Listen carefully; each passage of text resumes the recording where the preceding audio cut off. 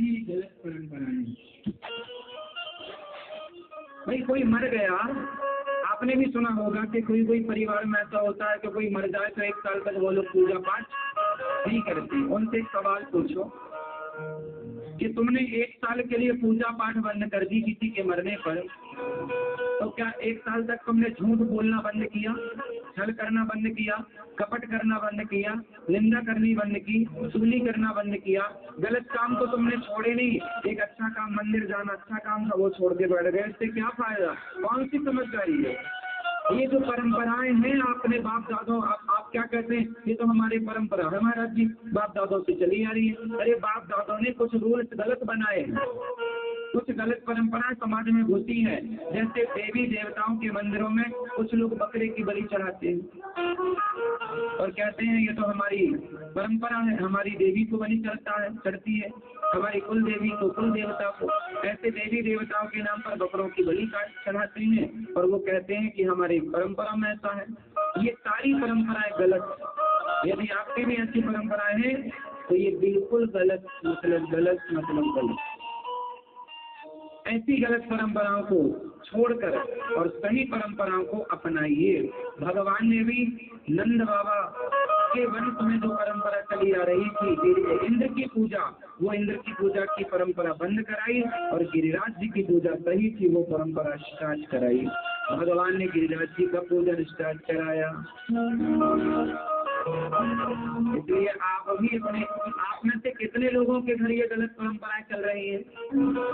किसी के घर बकरे की बलि, कोई मर जाए तो एकादशी तिथियां मान लेते हैं। ऐसी परंपराएं आप में से किस किस के घरों में है? आपके यहाँ भी? ये सारी गलत परंपरा है, इनका शास्त्रों का कोई, शास्त्रों से लेना देना नहीं है। ये मनमुखी परंपराएं हैं, लोगों ने मन से बना लिया, जो अच्छा लगा वो मान लिया, फॉलो करने लगे उसको। भगवान ने हर गलत परंपरा को समाप्त किया और गिरिराज जी का सुंदर स्टार्ट कराया। गिरिराज जी का पूजन, सारे इंद्र ने मूसलाधार पानी बरसाया तो भगवान की शरण में ब्रजवासी आए और भगवान ने अपने भक्तों की रक्षा के लिए एक पहाड़ को उंगली पर धारण करके बताया कि मैं तुम्हारे लिए सब कुछ करने को तैयार हूँ। भगवान अपने भक्तों के लिए सब करते हैं, भगवान अपने भक्तों की रक्षा खूब करते हैं। भगवान की बहुत बड़ी कृपा होती है, हम लोग माने ना माने पर भगवान की कृपा तो है। कई बार भगवान हमारी रक्षा करते हैं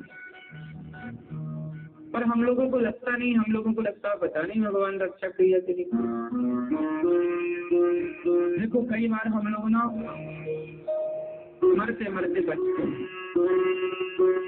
तो सवाल ये खड़ा हुआ, बच क्यों गए, मर ही क्यों नहीं गए? जैसे मैं अपनी बात बताऊं तो मैं एक बार छत से गिर गया, आपको कई बार हमने बताया, 20 फीट ऊपर से गिरा। जब हम ऊपर से गिरे तो हमारा कूल्हू टूट गया। अब 20 फीट ऊपर से गिरे थे, फिर केवल गिरे होते तो मर भी जाते। पाँव की हड्डी ही टूटी, बाद में वो जुड़ भी गई। तो जब गिरे ही थे तो मर भी तो सकते थे, तो बचाने वाला कौन था? वो गिरे इसलिए क्योंकि हमारा कोई पाप रहा होगा, कोई कष्ट रहा होगा इतने दिन का, तो वो हमें भोगना पड़ा, तो हम भोगे। बड़ा कष्ट भी पाए उन दिनों में, शारीरिक कष्ट। हॉस्पिटल में सुख तो होता नहीं है। तो हमारा वो किसी जन्म का प्रारब्ध, वो हमारी मृत्यु थी। बात समझो, वो हमारी क्या थी? मृत्यु थी। पर भगवान के आश्रित रहने के कारण उस मृत्यु को भगवान ने जरा से दर्द, जरा से कष्ट, जरा सी पीड़ा में टाल दिया। ये ईश्वर की कृपा है और हमें ऐसा ही मानना चाहिए कि ईश्वर ने हमारी मृत्यु टाल दी। हमें तो मरना था, छत से गिरे थे, स्वाभाविक था मर जाते, नहीं मरे। इसका मतलब है कि भगवान ने रक्षा की। अब आप लोग क्या कहते हैं महाराज जी, हम तो भगवान के भरोसे थे, पर भगवान इतने देखो हम सबसे गिर गए। अरे तो गिर गए तो बच भी तो गए, मर भी तो जाते। आपका एक्सीडेंट हुआ, आप बच भी तो गए। आप पर संकट आया, आकर चला भी तो गया। तो आता है, पर रक्षक कौन है? भगवान। इसलिए हमें ये मानना चाहिए कि हमारे साथ भगवान है और हर पल भगवान हमारे रक्षक बन करके हमारा साथ निभा रहे हैं। हर पल भगवान हमारे साथ, ऐसा हम लोगों को मानना चाहिए। भगवान बिल्कुल हमारे आस-पास। जीवन में कोई भी संकट आए तो ये मानना चाहिए कि संकट तो बहुत बड़ा था,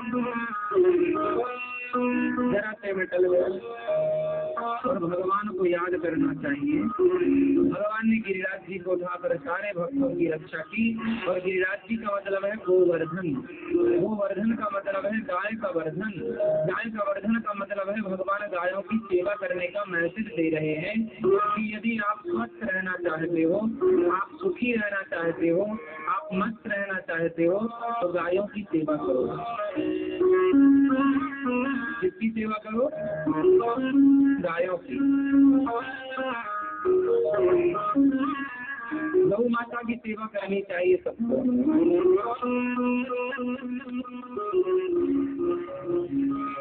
आजकल लोग गायों की सेवा नहीं करते। गायों की सेवा करोगे तो सुखी रहोगे।